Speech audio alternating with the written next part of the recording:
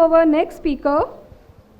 Our next speaker is a very good orator, an avid reader, and is very keen on new molecules. So I am hereby welcoming on stage Dr. Phagun Shah. He is a consultant gynecologist working at Zeal Maternity and Nursing Home, and he'll be speaking today on the role of vitamin D3 in PCOS. Dr. Phagun Shah. Everybody knows Dr. Phagun Shah very well. So I think there is no need to introduce him, especially in Ahmedabad. He's going to speak on role of vitamin D3 in PCOS. Welcome, Dr. Phagun.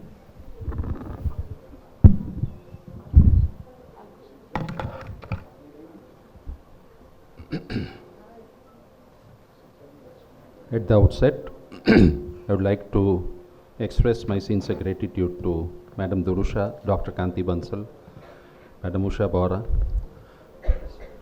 especially Dr. Kanti Bansal, to invite me here to share a few thoughts on vitamin D. I would be talking on vitamin D, which would be the entire other spectrum of what Dr. Vivek has talked just now. So we'll be coming back down, facilitating our normal day-to-day clinical practice. Not a very recent development, as we all know.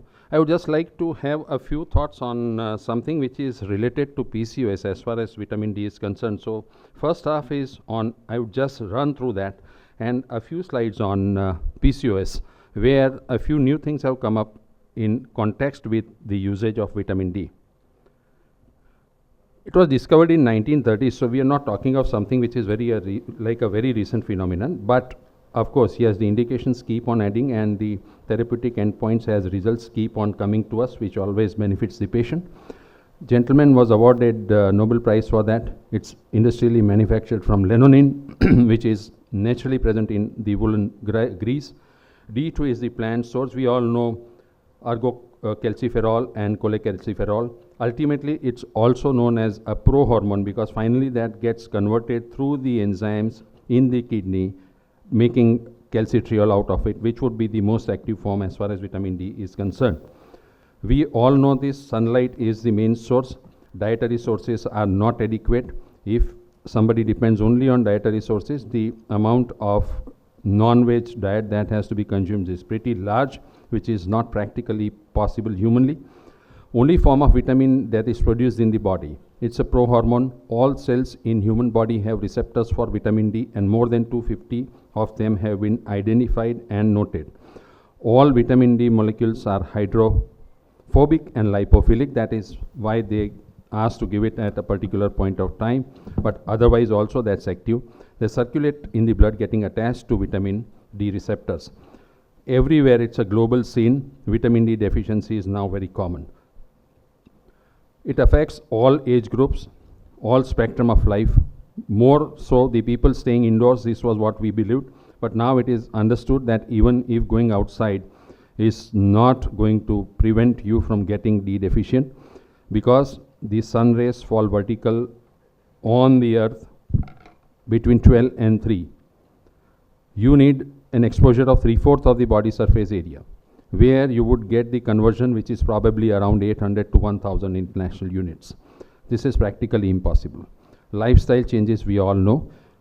Bad dietary habits, lack of exercise, sedentary lifestyle, and of course, not moving outdoors. Rural, urban, now the gap has been breached. One would be calcium deficient, one would be macronutrient deficient, the other would have a bad lifestyle. And use of sunscreens beyond a certain SPF definitely makes an impact. Time, angle, skin type, melanin and SPF all are dependent when we talk about vitamin D deficiency. The risk goes up when we talk about individuals who are obese. Fat deposition of vitamin D and release at irregular time intervals is the main cause. Somebody suffering from gastrointestinal issues, medical problems. The geriatric age group, the amount of vitamin D conversion drops to almost about 1/3 of what it would have been before 60 years of age. So that's a normal geriatric aging process that we are looking at. If somebody is on drugs, mainly the antacids and the antiepileptics are known to be hindering with the absorption of vitamin D. Over and under exposure both are harmful. The parda system, for an example, in certain communities, and the exposure, both ways it is harmful. Vitamin D R receptors polymorphism is also something that is known at somebody with dark skin. Yes. Classical of action of vitamin D that we are looking at: muscle weakness, osteomalacia, and osteoporosis later on.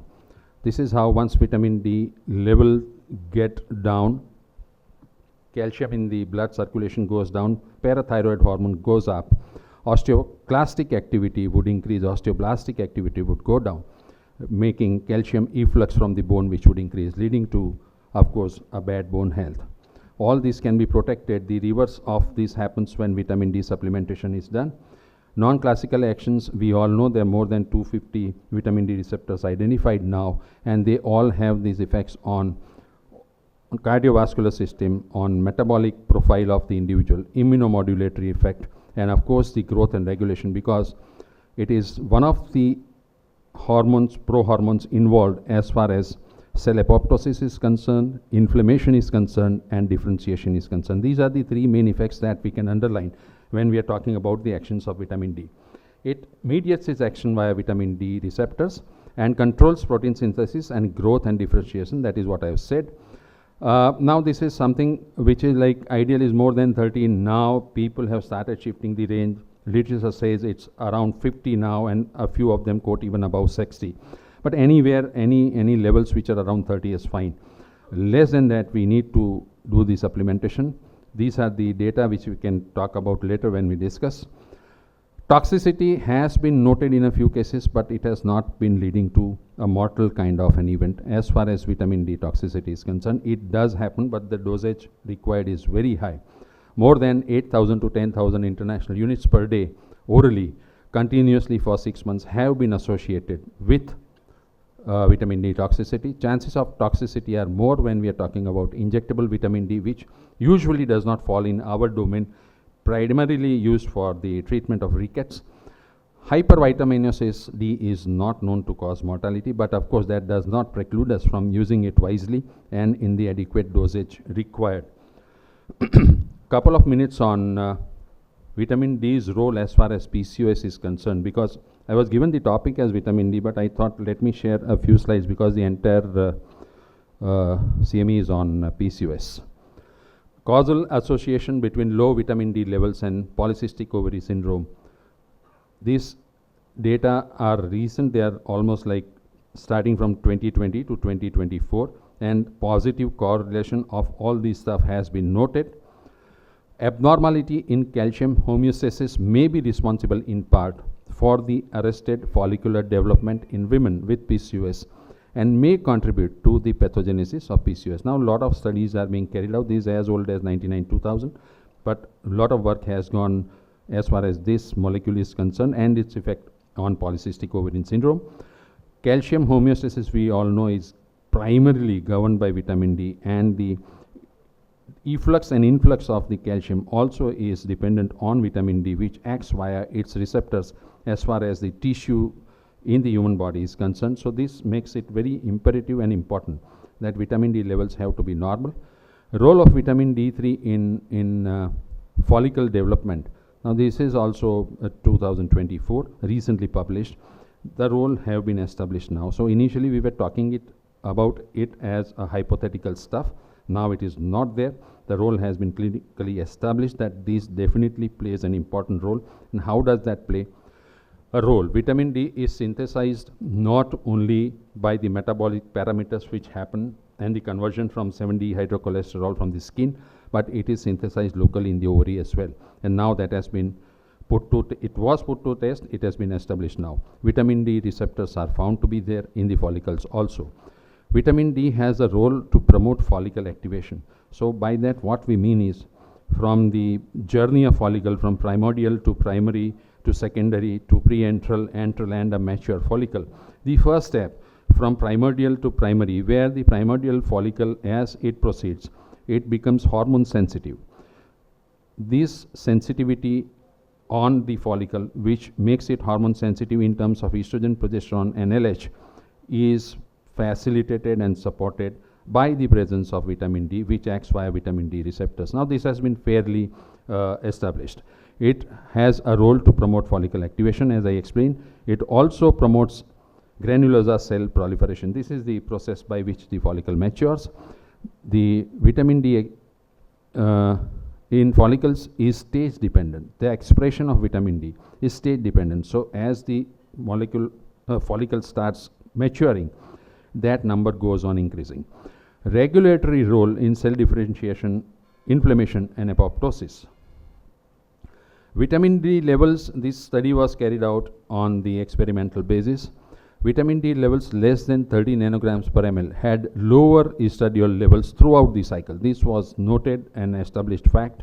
Adding vitamin D in vitro to the tissues raised estrogen synthesis by 9%. And if vitamin D and insulin both were added to it, the increase in the levels of E2 was about 60%. So, this is a very established kind of a pattern that we see.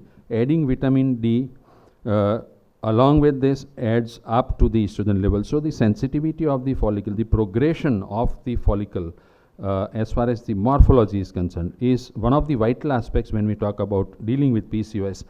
And of course, if that happens, the menstrual problems that you face with PCOS, from oligoanovulation extending to chronic anovulatory patterns, these are taken care of. If the follicle happens to be good, it doesn't matter whether you are going to treat her for the problem of infertility and you're trying to make her conceive, or you're treating her for only the symptomatic part of it. And as we understand, it extends its reach from the early adolescence to the premenopausal age group. So, this makes it a very vital molecule. Human granulosa cells, vitamin D alters AMH signaling, FSH sensitivity, and progesterone production and release. This has been established. In vitamin D deficient women with PCOS, supplementation of vitamin D lowers the abnormally elevated AMH levels. Now, this is being worked upon, possibly indicating a mechanism by which vitamin D also improves folliculogenesis. So, not only about its action on the receptors, via receptors which deals with the hormones and maturation of the follicle, but it also alters FSH signaling and the levels of AMH. Calcium, vitamin D, and metformin, when given in combination, give better results as far as the menstrual irregularities are concerned. Insulin resistance have been found to be benefited when supplemented, whatever therapies the patient put on. The supplementation with vitamin D takes a good role. Vitamin D levels were inversely proportional, as we all know, to sugar issues, hypertension, obesity, and lipid abnormalities. Increased parathyroid hormone also leads to all these three, where insulin resistance and inflammation play a very important role. Vitamin D status with insulin sensitivity, HDL-C, and CRP in PCOS patients, which support the increasing evidence that vitamin D is definitely associated with multiple risk factors which are metabolic. So, we are not only talking about the menstruation part or the conception part, we are talking about the chronic end spectrum that would occur at the end of the phase, where the person would end up getting into frank type 2 diabetic or suffering with hypertension or the conglomerate of metabolic syndrome. This is all what I wanted to share about vitamin D and its impact on the follicles. It has also been noted now that initially we were worried about vitamin D polymorphism, and genetic was the main part that we were talking about. Now, epigenetics also has been put into play, where local environmental and supportive factors have been noted, which would also make an impact as far as vitamin D deficiency and its impact is concerned. The last part is about the role of metabolic syndrome when we are talking about obesity. One important thing, it's a PPAR delta. It has its multiple effect when we talk about obesity and PCOS. It acts on muscles, adipose tissue, and liver, decreased glucose output from the liver, increased fatty acid transport and oxidation, increased fatty acid transport and oxidation, and also it prevents obesity. So, obesity is also one of the culprits when we talk about PCOS, where PPAR delta has been identified, and this is important because we understand that PCOS is not a single entity. We deal with multiple factors at the same time. So, the treatment also has to be the multi-pronged attack. Thank you very much for a very patient hearing. Thank you, chairpersons. Thanks a lot, Dr. Phagun, for finishing in time with a very crisp and clear understanding of vitamin D. Actually, I don't have any questions, to be honest. Yeah, so Phagun, we will allow the discussion first with all our friends.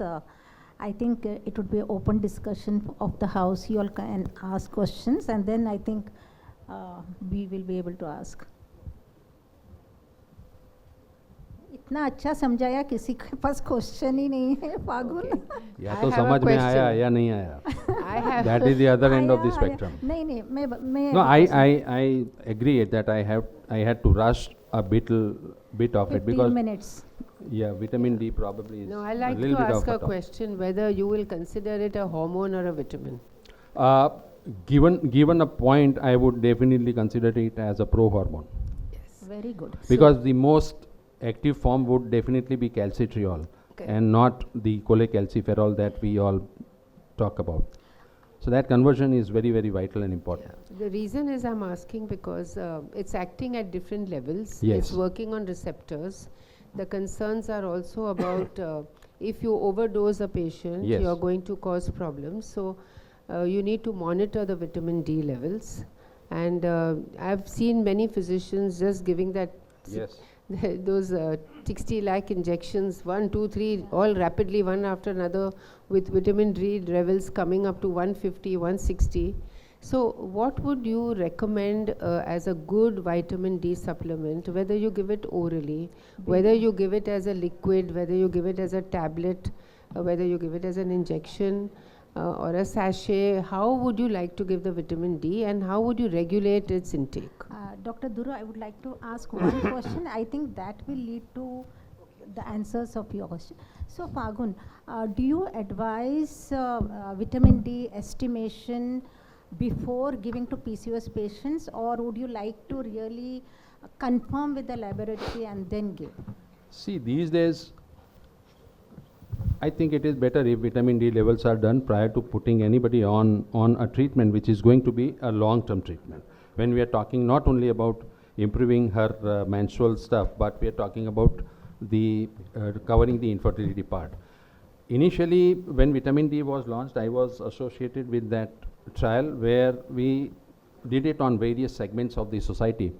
We covered almost around 1,000 plus doctors of Indian Medical Association. That was primarily done in South. And we were shocked to notice that 95% of male and almost 94 point something of the female doctors were found to be deficient. And that deficiency by that was less than 10 nanograms. So the levels were quite harsh and alarming. And then we got it cross-checked with 2 laboratories where the results were practically the same. So we came to a conclusion that we all have a fad that India being a sunshine country, we are not vitamin D deficient. But then we conducted the trials on border security force. They were around 200 plus soldiers. They also were found to be deficient. So what happens is, Dr. Hollick, I happened to interview Professor Hollick as well. He said the rays of the sun falls on the equator vertically only between 12 and 3. Now, how can we go out in the sun getting 3/4 of the body surface area exposed, which would convert that level to around 600 to 800 units, not more than that. So practically that was not possible. Dietary supplementation is ruled out. So we need some form of supplementation. The dosage is very important. Dosage, I would say, if the deficiency is there or even insufficiency is there, which would be quantified as, I still go by the standards of 30 to 40, which is considered to be adequate. Anything less than 40, anything less than 20, anything less than 10, this is a simple calculation. You need to supplement. The general consensus, which would be easier for us as obstetricians dealing with the patients in our OPD, is 2,000 units a day orally. It can be solution, as madam said, it can be sachet or it can be tablets. Practically for solutions they say that the absorption is little better, but for practical use, if she is deficient, anything that you put in is going to give her a lot of wonders.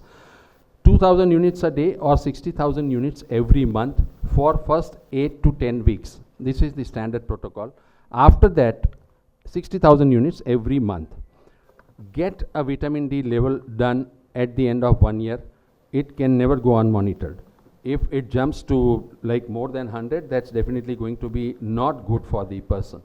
We are usually not into injectables because that falls under the domain of either pediatricians or orthopedicians, where it would be treating rickets primarily, or some patients who are bedridden after a prolonged surgical interference.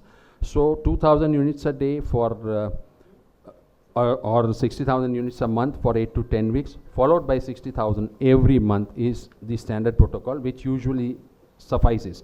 But the important thing that we need to understand is vitamin D cannot go alone. Vitamin D has to go with calcium. Because if calcium deficiency is there, and that is also a major concern in our setup, it will draw the calcium from the bones out. Efflux would happen. That would lead to a condition called as hungry bone syndrome. So vitamin D and calcium supplementation has to go together, which anyway would be deemed to be necessary. But today there are many people telling our patients that, at least I don't know who's telling them, but calcium is harmful, it will cause cardiac problems, so stop the calcium. There was one study, I think 6-7 years back, it all dealt with the calcium, stuff like calcium scores and all, and deposition of generation of plaques as far as the coronaries were concerned. But when to stop and how to stop was the paper. I'm not remembering the exact title. But when we are giving calcium in the dosage which is 500 milligrams a day, usually that's 1000 to 1200 milligrams a day. But 500 milligrams a day with a molecule which gets more absorbed. Let us not get into the details of the composition, whether it's carbonate or whether it's citrate maleate. But there is a separate topic to debate. But calcium supplementation by far, as our patients and clinical indications are concerned, is not something that is going to give them coronary blocks and stuff like that. It's impossible. Dr. Phagun, I wanted to ask you, what would you recommend giving vitamin D along with calcium or separately? Can be taken along with it. That's not a problem. But if the patients are taking in a lot of stuff, vitamin D along with the food and calcium in the evening would usually be the advice. So that would be sufficient as far as absorption of both the molecules are concerned.